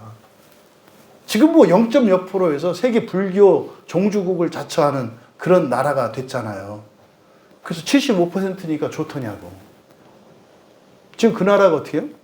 교회다 불지르고요. 실제로 예배 시간에 들어와서 승려가 뺨치는 나라예요. 그래도 고발할 수가 없어요. 잘못하면 쫓겨나니까. 그러니까 승려 말 듣고 있어야 그나마 이렇게 예배라도 드릴 수 있는. 여러분, 지금 뭐 우리나라 지금 우리 교회 이렇게 있는데 무슨 절에서 승려가 와가지고 여기 와서 저 뺨을 치면 어떻게 했어요? 제가 때리죠. 저는 운동을 잘하기 때문에 제 몸을 호신할 정도는 돼요. 네. 뭐 스님 때리려면 제일 좋은 데가 이제 머리를 때리고 안수해요. 그래서 안수한다고 하면서 때려도 되겠지. 안수하노라! 이렇게 이제 막 팍팍팍팍. 여러분, 근데 그런 일이 실제로 스리랑카 일어나고 있어요. 숫자로 어떤 위대한 사람으로 증언돼서 그게 옳은 게 아니라는 거예요. 이게 지금 예수님이 나는 사람에게서 증언을 취하지 않는다. 그러니까 너희들이 세례 요한이 그렇게 너희들이 위대하다고 생각했던 세례 요한이 증언을 했는데도 안 믿었지. 근데 믿는다고 해서 내가 되는 게 아니야. 나는 나야. 이런 거죠. 이게 이제 뒤에 가면 예수님께서 이제 말씀을 바꾸신다고요. 이제 8장에 가면은 나는 내가 증언한다. 나의 증인은 없어. 나를 증언할 자는 없어. 왜 그럴까요? 예수님을 증언할 자가 있을까요? 증언하려면 어떻게 해야 되죠? 목격해야 되죠. 목격해야 돼요. 봐야 증언을 하잖아요. 근데 예수님이 하늘에 계신 거를 본 사람이 있어요? 예수님을 증언할 자가 없어요. 증언하려면 봐야지. 하늘에서 정말 예수 그리스도가 성부 하나님이신 거를, 성부 하나님과 동등한 성자 하나님이신 걸 그걸 봐야지. 근데 그걸 본 사람이 있어요, 없어요? 아무도 예수님을 증언할 자는 없어요. 불가능해요. 어떻게 예수님을 증언해요? 거짓말이지. 설교 제목이 뭐라고요? 믿을 만한 증인 그랬잖아요. 그러니까 믿을 만한 증인은 사실 있어요, 없어요? 없어요. 아니, 그걸 봤어야 증인이 되는 건데 아무도 없잖아요. 그러니까 지금 34절에서 예수님께서 이렇게 말씀하신 거. 그럼 여기서 우리가 질문을 던질 수가 있어요. 아니, 그럼 예수님은 왜 제자들을 삼으시고 심지어 왜 세례 요한을 이렇게 보내셨지? 이거 사람의 어떤 증언이 필요하지 않대요. 근데 세례 요한은 뭐예요? 오실 메시아를 예비하는 자였죠. 길을 예비하는 자였죠. 미리 선포하는 자였죠. 네, 그래서요. 사실은 요한을 통해서 어차피 그 증언이 필요하지 않대. 근데 뭐라 그랬어요? 예수 그리스도, 하나님께서 세례 요한을 보내신 목적은 사실 뭡니까? 이게 증언을 위해서 보낸 게 아니었다는 걸 알 수 있죠. 왜? 난 증언이 필요 없어 그랬잖아요. 그러니까 그럼 왜 보냈지? 이렇게 여러분들이 한번 질문을 하셔야 되는 거예요. 그러면서 예수님이 말씀을 이어가세요. 세례 요한이 나를 증언했지만 사실은 뭐 세례 요한에 의해서 내가 그렇게 되고 안 되고 이러는 게 아니야. 그거 필요 없어. 그러면서 뭐라 그래요? 다만 이 말을 하는 것은 너희로 구원을 받게 하려 함이다. 여러분, 지금 여기서 구원받게 한다 할 때 이 구원은 어떤 의미일까요? 그냥 부활을 말하는 게 아니죠. 여기서 구원은 뭐겠어요? 심판을 받지 않는 부활을 말하는 거죠. 심판을 받지 않는 부활. 근데 이거를 증언할 자가 있어요, 없어요? 없어요. 그게 사실인지 뭔지 어떻게 알아요? 미래에 일어날 종말의 심판을 누가 봤어요? 그걸 어떻게 증언해요? 그러니까 예수님이 하시는 말씀은 이해할 수 없는 얘기고요. 믿을 수 없는 얘기예요. 이거는. 그런데 하나님께서는 요한을 미리 보내셔서 오실 예수 그리스도, 오실 하나님을 예비케 하셨고 예수님을 그를 통해서 믿게 하셨다라고 성경에 그렇게 기록되어 있단 말이에요. 근데 예수님이 바로 내가 이 말하는 것은 너희로 구원을 받게 하라. 그러니까 나는 누가 옳고 그르고 인정을 하고 안 그거 상관없어. 그냥 나는 딱 한 마음이야. 뭘 위한 거라는 거예요? 너희들 심판받지 않고 부활시키려는 거. 요게 지금 34절 말씀이에요. 이걸 여러분 현재에 적용한 거예요? 여러분이 열심히 운동하고 좋은 걸 먹어서 건강해지고 그렇게 됩니다. 그렇게 되길 축복합니다. 그런데 여러분이 사람의 의학으로 다룰 수 없는 어떤 질병에 걸려 있거나 여러분들의 노력과 어떤 열심으로 극복할 수 없는 현재 어떤 문제의 당면에 있다면 그거를 뛰어넘을 수 있게 하시는 거예요. 이 구원에 대해서 말씀한다는 거예요. 그렇다 그래서 조심할 것은 그냥 아무것도 하지 말고 맨날 교회 와서 아침부터 저녁까지 기도만 하다 가고 이렇게 하라는 거 아닌 거 아시죠? 우리 집사님의 대표적인 피해 사례 있잖아. 새벽에 가가지고 10시, 11시, 12시 몇 시까지 있었어요? 제가 오래 있었던 게. 밤새 기도하고 새벽에 기도하고 또 금방 가면 안 되잖아요. 그죠? 그럼 공부하고 그 집에서 뭐 누가 밥을 먹는지 뭐 알아서 할 거야. 그거는. 왜? 그건 속된 일이니까. 거룩한 일에. 이런 말도 안 되는 생각으로 가면 안 되고 여러분의 일상을 하셔야 된다고. 엄마는 엄마 노릇하고 아빠는 아빠 노릇하고 자식은 자식 노릇하고 학생은 학생 노릇하고 직장인은 직장인 노릇하고, 또 회사 경영하시는 분들은 경영자 노릇을 하고, 할 거 다 하고. 하지만 그러함에도 불구하고 우리의 열심과 능력과 노력으로 할 수 없는 뛰어넘는 무엇이 있어. 이게 지옥을 거치지 않는, 수고하지 않고 먹는 열매예요. 요거. 그러니까 지금 예수님이 말씀하시는 취지는 종말에 대한 말씀입니다만, 저는 여러분들이 현재적으로 이 말씀을 적용할 수 있길 바라는 거예요. 우리 교회 교인 가운데 문제 없는 집 아무도 없어요. 다 있어요, 다. 어떤 식으로든지 다 있어요, 문제가. 근데요, 여러분들이 애쓰고 수고하고 섬기고 해서 나아지는 거 있죠. 하셔야죠, 그렇게 하셔야죠. 근데 그것이 다라고 생각하지 마라. 그러면 어떤 순간에 좌절하고 절망할 때가 와요. 안 되네라고. 당연하지. 그거 말고. 수고와 고생과 열심과 노력이 없이 하나님의 은혜로 되는 무엇이 있다고요. 이게 지금 예수님이 말씀하는 너희로 구원받게 하려 함이라는 말씀이에요. 복음을 전하는 일이 그래요. 복음을 전하는 일은 여러분이 누구에게 인정을 받거나 사람들이 들어주니까 되는 게 아니에요. 제가 말씀드렸죠. 이제 막 우리 시찰 목사님들도 막 이렇게 스터디가 생기고, 또 우리 동기 목사님들 중에서 뭐 다른 목사님 모여서 내 말을 듣고 이제 성경이 진짜 그러네, 이제 성경 번역을 해야 되겠네, 막 이게 공감하고 이렇게 한다고 되는 거 아니다 이 말이에요. 진리는 진리가 진리됨을 스스로 증명하는 거예요. 그게 뭡니까? 저는 우리 교인들에게서 일어나는 변화라고 봐요. 이번 주에 막 이렇게 용기를 얻고 나니까 새로운 세계관과 역사관을 가지게 됐어요. 뭐냐면, 한글로 내가 이렇게 한글 우리말로 된 성경을 온전하게 만들기 위해서 몸부림하는 게, 저는 첫째는 우리 교인들이 목적이었어요. 우리 교인들 중에 어느 한 사람도 정말 지옥에 갇히지 않고 완전한 그 구원에 이르게 하는 것이 첫 번째 목적이었어요. 근데 그렇게 하다 보니까 오라. 우리 교인들과 개인과 가정들 안에서 변화들이 막 일어나. 맞아. 그러니까 마음이 이제 좀 커져요. 이거 우리 교회만 이러지 말고 다른 모든 교회도 이렇게 됐으면 좋겠다는 마음이 생기는 거예요.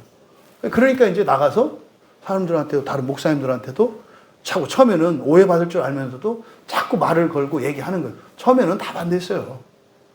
반대가 아니라 이렇게 막 이게 뭐라고 했다고. 근데 지금은 들어요. 지금은 들어요. 지금 이 설교를 우리 누님들이 설교를 듣고 계시거든요. 근데 우리 누님들이 성당 출신이란 말이에요. 처음에 성당 출신 이제 우리 집사님들도 있죠. 성당에 다니시는 분들은 이 교회에 대한 상당한 거부감이 있어요, 이렇게. 근데 이제 우리 누님들도 제가 이제 목사가 되고 나서 이렇게 복음을 전하거나 교회 얘기하려면 이렇게 좀 언짢아 하셨다고. 나 성당 다니는 거 뻔히 알면서 네가 그렇게 하면 안 되지. 그건 도리가 아니지.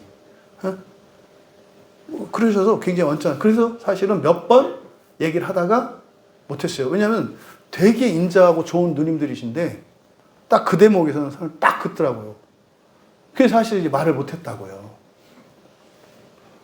근데요, 지금 우리 누님들이 이번 주에도 고향에 장례가 있어서 다녀왔는데, 누님 그러잖아요. 설교 없이는 못 살아. 뭐 이런 거예요. 새벽 설교 쉬는 날 어렵다는 거예요. 그래서 설교를 찾아 들으시더라고요. 제가요, 가족 구원에 대한 그 마음이 얼마나 부담이 있었겠어요. 얼마나 감사한지 몰라요. 듣고 또 듣고. 그래서 뭐 옛날 설교와 지금 설교가, 제가 인간이 좀 나아졌대요. 그냥 처음 설교할 때 들어보니까 그때는 다 세고 강하던데 지금은 조금 부드러워지고 이렇게 해서 이렇게 은혜 받은 게 느껴지시나 봐. 제가 그랬죠. 그때는 또 상황이 그랬다. 뭐 이렇게 얘기를 했는데 너무 감사한 거예요. 그러니까 우리 가족들에게서도 이런 구원의 일들이 일어나고 최고 소원이죠, 최고 소원. 여러분들 안에 다 문제가, 저도 아직도 문제가 있어요. 저 개인적인 문제도 있고, 우리 가족의 문제도 있고, 우리 형제 자매와 또 우리 친인척들에 대한 문제, 친구들에 대한 문제, 다 문제가 있어요. 우리 교인들 다 있죠. 근데 우리는 우리의 분수에 따라, 우리의 능력에 따라 할 뿐이에요. 근데 그게 다가 아니라 뭐 있다? 그것과 상관없는 능가하는 어떤 부활의 구원이 현재적으로 있다. 그게 사실 우리 광야교회 모든 교인들에게 경험될 수 있기를 바라요. 그래서 나는 내가 할 일, 내가 할 수 있는 것만 하면 되는 거구나. 그러면 내가 할 수 없는 것은 하나님이 이루어 주시는 거구나. 인생은 이렇게 살아가는 거구나. 플러스 알파 할 때 이 알파가 훨씬 큰 거구나.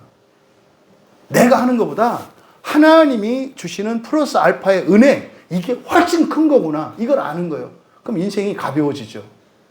인생이 가벼워지죠. 이거를 이게 막 말한다고 해서 이게 되는 게 아니에요. 그럼 먹어보셔야 된다. 경험해 보셔야 된다. 그렇게 되기를 바라는 거예요. 그런데 말입니다. 35절에 요한은 켜서 비추이는 등불이라, 이것도 뭐 켜서 비추고, 그러니까 다분히 그대로 직역하면 그는 타면서예요. 타면서 빛을 내는 등이었다. 무슨 말입니까? 불 켜진 등불, 빛을 비추는 등불이다 이 말이에요. 그러니까 좋아요, 나빠요? 좋아요. 절대적이에요, 절대적이지 않아요? 절대적이에요. 이거는 왜? 어둠 속에서 빛이 하나도 없어. 근데요, 불 밝혀져서 불이 타고 빛을 내고 있는 어떤 등불이 있어요. 어둠 속에서 이 등불은요, 구원의 길이잖아요. 그러니까 지금 35절 상반절에서 켜서 비추이는 등불이라니, 다분히 이것도 뭡니까? 요한을 까는 거예요. 이렇게 폄훼하는 거예요. 네. 켜서 누가 켜요? 누군가가 켜겠지. 그러니까 자꾸 수동성을 강조한다고. 그러니까 성경이 이 자발성과 자율성, 자유의지를 굉장히 강조하는데, 이 성경 번역의 심각한 문제점이 뭐냐면 자꾸 수동성을 강조해요. 그래서 자유의지를 제한해. 성경을 읽으면. 자꾸 읽으면 내가 한번 도전해봐야 되겠구나.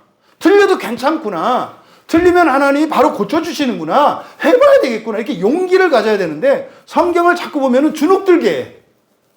그래서 적극적이고 자발적이고 능동적인 사람이 되는 게 아니라 피동적이고 수동적이고 소극적인 사람이 되게 만들어. 성경을 보면. 그래서 교회 안에서는 자기 의견이나 자기 주장을 하지 않고 그냥 이렇게 따라가는 사람이 괜찮은 교인이라고 생각해. 뭘 괜찮아. 속은 완전히 가시밭인데. 응? 그 안에 있는 똥물을 내가 모를까? 그거 포장한들 그 똥내가 나는데 그걸 감출 수가 있어. 그러니까 돈이 많이 들잖아요. 똥내 감추려고 향수 사야지. 또 뭐 옷 입혀야지. 막 이러잖아요. 성경은 그렇게 얘기 안 한다고요. 가둬두지 말고 뭐 해라? 꺼내라. 꺼내고 다 퍼내라. 퍼내라. 그러면 그걸 다 퍼내야 되는 게 아니라 뭐예요? 일단 마음을 열고 퍼내기 시작하면 그것을 하나님이 거룩하고 순결한 걸로 바꾸세요. 다 퍼내야 되는 게 아니라 그걸 바꾸신다고. 응? 나와야 그걸 타고 들어가서 바꾸지. 이게 성경의 가르침인데 자꾸 수동적으로 제한적으로 한다고. 여러분 적극적으로 자신 있게 자유롭게 신앙생활하는 여러분 되시기 바라요. 우리 교회에서 중요한 원칙이 뭐예요? 하고 싶은 말은 되라. 단 내 뜻대로 다 되는 거는 아니다. 말만 해라. 그리고 합의를 이루어서 결정이 되면 그게 내 뜻으로 생각을 해라. 하지만 그 전까지는 뭐 해라? 다 말을 해라. 이게 중요해요. 근데 교회에 오면 교회가 그렇게 말하는 데입니까? 입 다물어야 되는 데입니까? 여러분들이 지금까지 알고 있었던 데는. 입 다물어야 되는 대로 알고 살아왔다고. 우리 장로님 같은 분은 더 하겠지. 다물어야 될 지퍼가 뭐 한 100개도 더 될걸. 닫고 또 닫고 또 닫고 또 닫고. 그러니 기도가 간절할 수밖에 없지. 왜 말을 못하는데 얼마나 간절하겠어. 그잖아요. 그게 아니라 뭐 해라? 해라.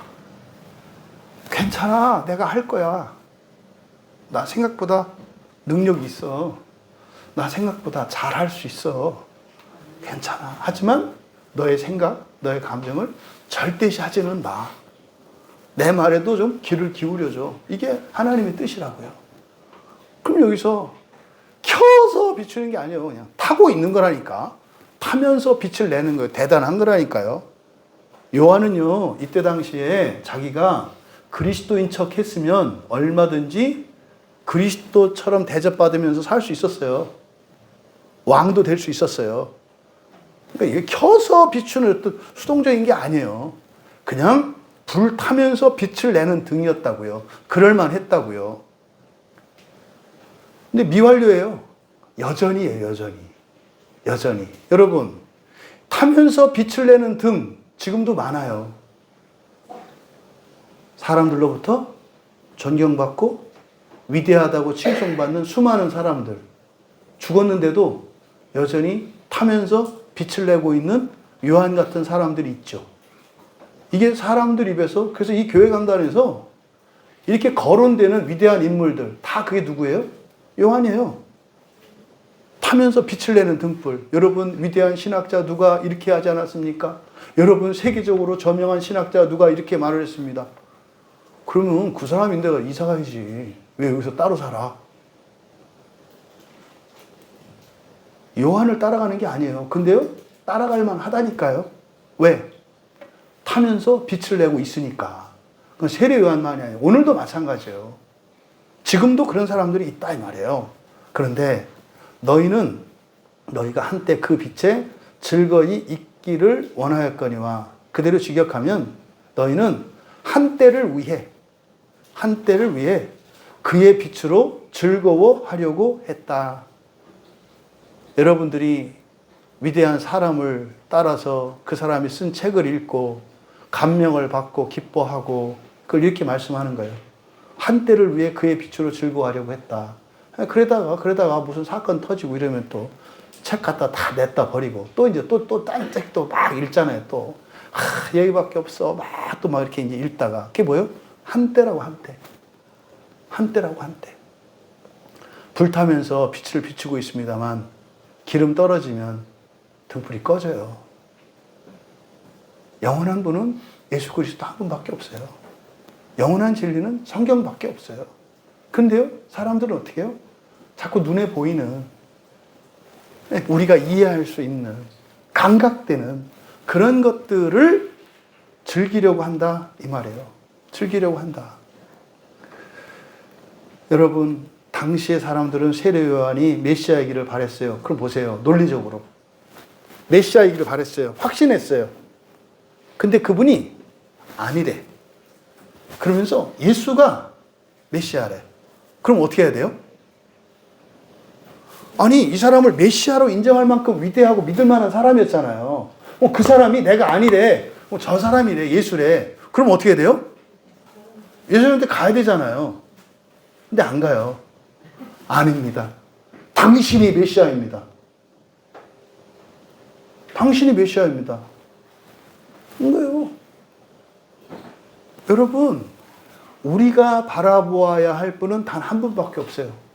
누구세요? 예수 그리스도세요. 예수 그리스도세요. 근데 사람들은 예수 그리스도만 빼고 다 따르려고 해요. 자꾸 눈에 보이는, 좋아 보이는 사람을 따르려고 한다고요. 이게 지금 예수님께서 예수님 당시에 일어났던 일을 말씀하는데 이게 오늘날도 그대로 재현되고 있지 않아요? 우리가 기도할 때 하나님, 우리 한국교회 강단에 성경이 아닌 모든 것들은 싹 치워주십시오 하는 게 뭐예요? 여기는 하나님의 말씀을 드러내라고 세워놓은 강단이에요. 이 설교단은. 하나님의 말씀이 다른 거 아니에요. 성경을 그대로 설명하는 거예요. 왜요? 알아들을 수 없게 돼 있거든요. 그리고 잘못 번역돼 있거든요. 그래서 그냥 이것만 설명해 주면 된단 말이에요. 그래서 적용점이나 이런 거에 있어서는 물론 설교자의 해석이나 주관이나 이게 들어가겠죠. 그런 건 오류가 있을 수 있어요. 하지만 중요한 것은 성경을 온전히 드러내는 곳이 여기에요. 그러면 나머지 오류도 문제가 안 돼요. 왜? 성령께서 그걸 바꾸시니까. 그런데 성경은 없이 사람들을 이해시키려고 하고 감동시키려고 하고 그럼 어떻게 돼요? 이상해지는 거예요. 여러분, 한때를 위해서 살아가고 한때를 위해서 신앙생활하는 그런 어리석음을 범하는 우리가 되지 않기를 바랍니다. 우리는 한때가 아니라 영원한 때예요. 영원한 시간을 위해서 살고 있고 영원한 때를 위하여 예배드리고 있다는 사실을 잊지 않으시기 바라요. 그 영원한 그 나라를 위해서 여러분들이 직장생활 하시는 거고 사회생활하고 가정을 꾸리고 살아가시는 거예요. 한때를 위해서 살아가는 게 아니에요. 근데 예수님이 이때 당시에 수많은 신자들이 한때를 위해서 살려고 했다는 거예요. 그래서 증언을 하는데도 증언을 듣지 않았다고 말씀하시는 거예요. 그럼 여러분, 하나님께서 증인으로 예비하신 세례 요한을 보내셨지만 그래서 바른 증언을 했지만 사람들이, 그 유대인들이 받아들이지 않아요. 심지어는 그 증언을 하는 세례 요한이 메시아이기를, 그리스도이기를 바래요. 그리고 따르려고 해요. 자기들 말대로 안 하니까 어떻게 해요? 옥에 가둬버리고 죽이잖아요. 이게 역사적 사실이잖아요. 그럼 여기 질문이에요. 왜 하나님은 이런 증인들을 두실까? 왜 믿을 만한 증인들을 왜 두시는 걸까? 그럼 있어도 소용가치가 있어요, 없어요? 없어. 반대로 그 증인이 되면 어떻게 돼요?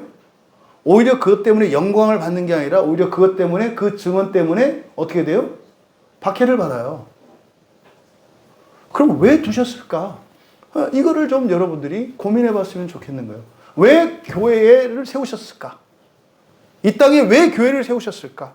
왜 성경을 주셨을까? 성경을 봐도 안 믿을 건데. 교회를 세워도 안 믿을 건데. 그리고 안 갈 건데. 왜 두셨을까? 왜 그런 믿을 만한 증인을 왜 두셨을까? 여러분, 왜 그런 것 같으세요? 요한복음 1장 7절을 한번 가보세요.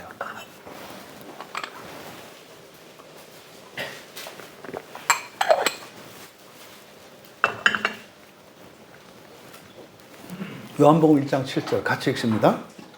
그가 증언하러 왔으니 곧 빛에 대하여 증언하고 모든 사람이 자기로 말미암아 믿게 하려 함이라. 그때 믿어요, 안 믿어요? 안 믿어요. 오히려 그 증언 때문에 죽잖아요. 차라리 뭐예요? 자기 생각을 꺾고 자기가 그리스도인 척 했으면 영광을 받았을 거예요. 그러면 이 요한복음 1장 7절에서 바로 그 믿을 만한 증인인 요한을 세우신 목적, 그게 뭐다? 뭐라 그랬어요? 뭐에 대해서 증언하도록? 빛에 대해서 증언하도록 세우셨다는 거예요. 그러니까요, 빛에 대해 증언하는 게 목적이에요. 믿을 만한 증인을 두신 첫 번째 목적이 뭐다? 그냥 빛에 대해서 증언하는 거야. 그 빛에 대해서, 그 참빛이신 예수 그리스도를 그냥 증언하는 게 목적이야. 증언하는 게 목적이야. 왜? 근데 그걸 들어 안 들어 사람들이? 안 들어. 그러니까 증언 자체가 가치가 있고 의미가 있는 거예요. 그러니까 전도할 때 여러분들이 전도해서 누굴 데려오고 안 데려오는 게 아니라 목적이 뭐예요? 전도하는 목적이 뭐예요? 나요, 나. 내가 믿을 만한 참된 증인으로서 증인이기 때문에 그냥 증언할 뿐이에요. 증언할 뿐이에요. 그냥 몸부림할 뿐이에요. 근데 그렇게 몸부림하는 이유가 뭐예요? 요한이 뭐라고 그랬어요? 모든 사람이 자기로 말미암아 믿게 하려 함이라 그랬잖아요. 자기로 말미암아 믿게 하려 함이라. 근데 믿는다, 안 믿는다? 안 믿어. 안 믿어. 그러니까 여러분, 모든 사람이 우리가 복음을 전해서 믿기를 바래. 근데 안 믿어. 그러면요, 이 증인은 살면서 어떤 것을 느낄까요? 절망과 좌절을 느끼겠죠. 얘기를 하는데 안 믿어. 그리고 그것만 안 하면 오히려 내가 편하게 살 수 있어. 그러니까 오히려 이 사람은 증언하지 말고 사람들 뜻대로 살면 더 좋지 않겠어요? 그러니까 여러분, 목적은 사람들, 나로 말미암아 사람들이 믿고 구원받게 하려고 하는 것인데 사실은 그런 일은 안 일어나. 그러면 우리들이 그럼 왜 보내셨지? 그러니까 이거는 우리로 하여금 마치 사람을 구원할 수 있다고 하는 생각을 하게 해서 그리고 그 빛에 대해서 증언하게 하는데 그렇게 함으로써 안 된다는 것을 실감시키려고 하신 것밖에 안 돼요. 그렇지 않아요? 그랬을 때 증언하는 자에게 시험이 오겠죠. 이게 맞나? 틀리나? 이거 그 길이 맞나? 아닌가? 이 시험이 오겠죠. 근데 요한은 어떻게 했어요? 시험을 이겼죠. 이기고 어떻게 했어요? 영광을 취하는 게 아니라 오히려 목 잘려 죽었죠. 그러니까 믿을 만한 증인이라고 하는 것은 이 세상 살아가는 데는 어쩌면 큰 걸림돌이 될 수 있는 거예요. 이것 때문에 인생이 힘들어질 수도 있어요. 사람들이 주려고 하는 그런 인기와 명예와 이런 것도 오히려 못 누리게 될 수도 있는 거예요. 그러니까 진리를 아는 일이 이 세상만 살아가려는 사람들에게 기쁘겠습니까? 기쁘지 않아요. 진리를 알면 알수록 이 세상을 살아가는 동안은 온갖 도전과 시련과 박해가 올 것이기 때문에 이 진리는 굉장히 꺼려지는 거예요. 아는 자들은, 살아본 자들은. 여러분, 예수님께서 마태복음 5장에서 너희는 세상을 비추는 세상의 빛이다 그래요. 그 빛이 뭐겠습니까? 그 빛을 증언함으로써, 빛을 증언함으로써 그 빛인 진리가 세상으로 나가는 거잖아요. 이게 세상의 빛인 거예요. 그럼 여러분, 빛은 무엇을 밝힙니까? 어둠을 밝혀요. 빛이 어둠을 밝히려면 빛이 입자라는 건 다 알고 계시잖아요. 빛은 물질이잖아요. 그렇죠? 그럼 생각해 보세요. 어둠의 벽이 있어요.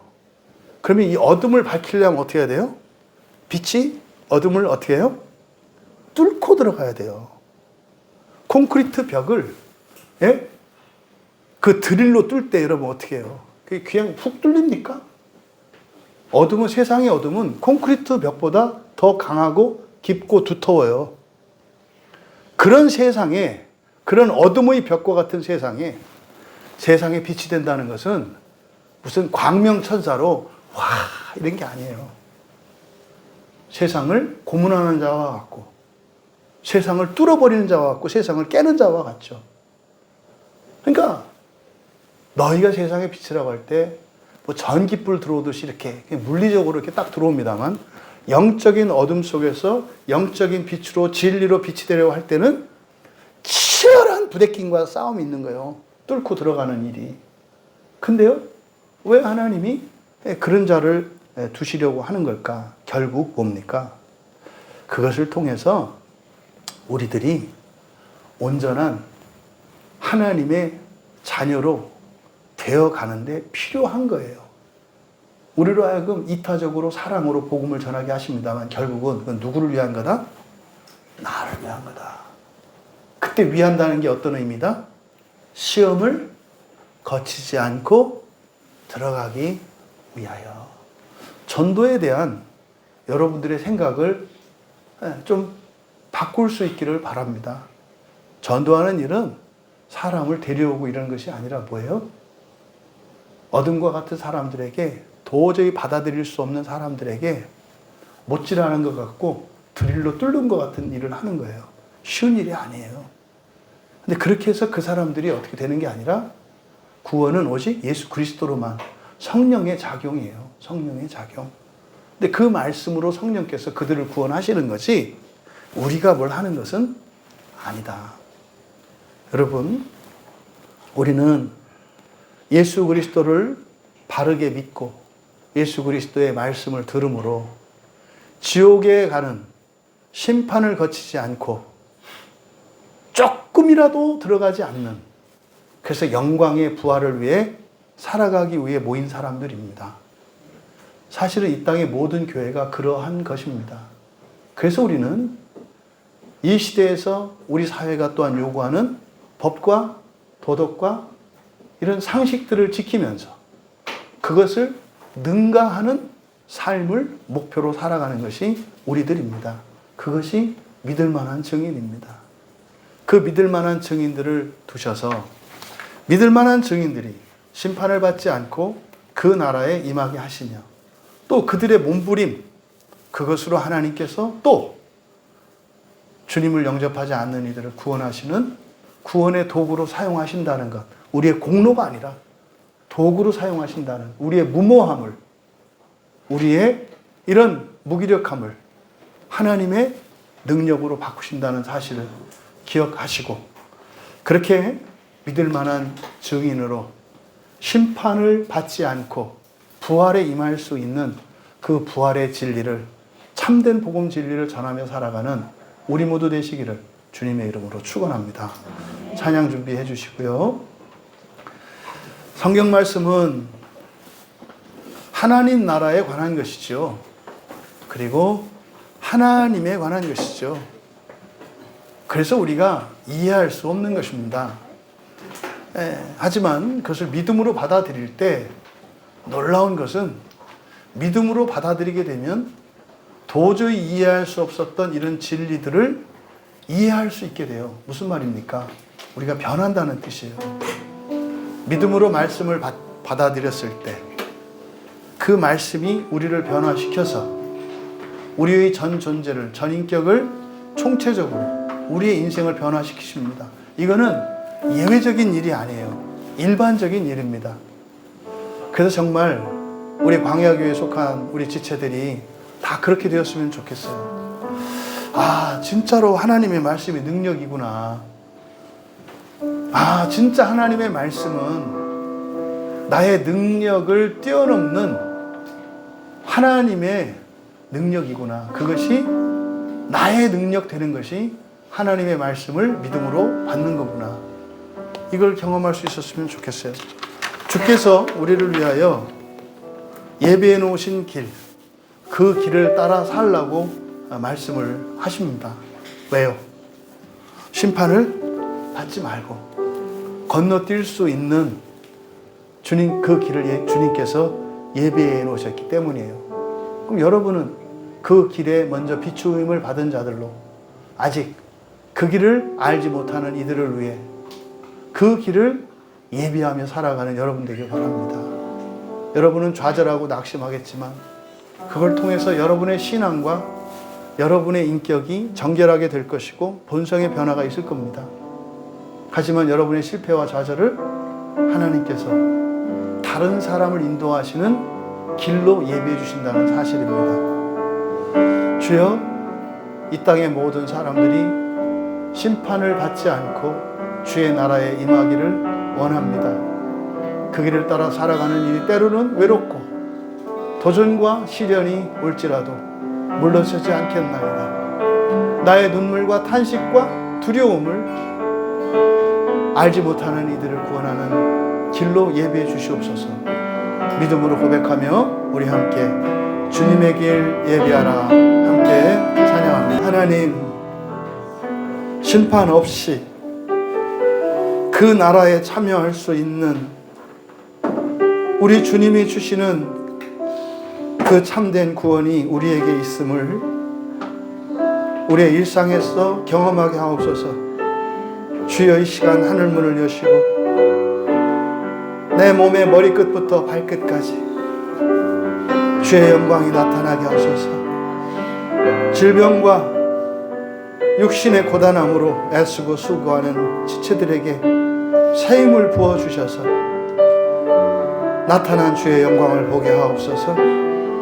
사랑하는 지체들의 운명에 하나님의 영광이 나타나게 하옵소서.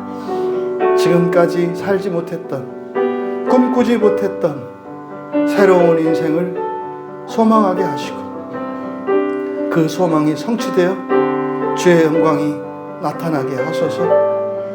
이 일이 파도와 같이 온 세상으로 퍼져나가게 하옵소서. 이 땅의 모든 육체가 나타나는 주님의 영광을 보게 하옵소서. 우리 같이 기도합니다.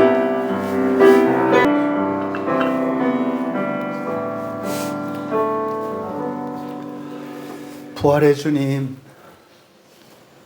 저희들이 부활의 소망을 가지고 살아가는 그것이 현재적으로 부활의 능력이 주의 영광으로 나타나는 더 좋은 부활을 위해 살아가는 저희들이 되기를 원합니다. 더 좋은 부활의 복음을 위하여 살아가며 또한 그것을 현재적으로 경험하게 하셔서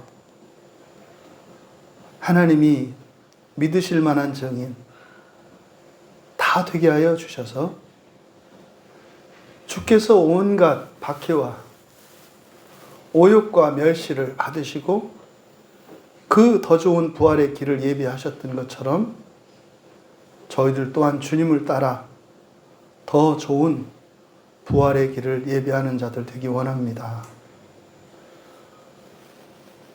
우리가 가진 능력은 우리의 능력이 아니요 그리스도의 능력이며 우리의 꿈과 소망은 우리가 바랄 수 있는 것이 아니라 그리스도께서 우리를 위하여 예비하신 소망인 줄 믿사오니 사랑하시는 주의 자녀들, 저들의 인생을 날마다 새롭게 하시고 우리의 운명을 바꾸시고 총체적으로 새롭게 하시는 그 하나님의 일에 소망하게 하시고 소망의 열매들을 맛보게 하셔서 이 세상에 믿음의 증인으로 힘껏 용기를 내어 살아가게 하옵소서.